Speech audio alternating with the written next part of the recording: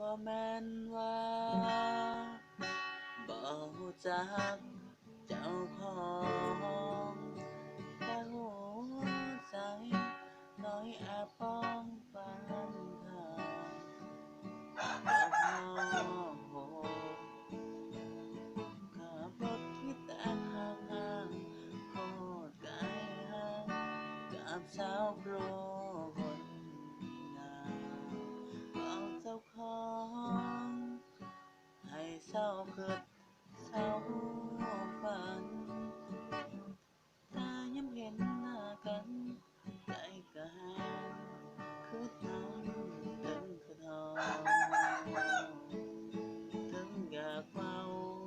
อยากถามจน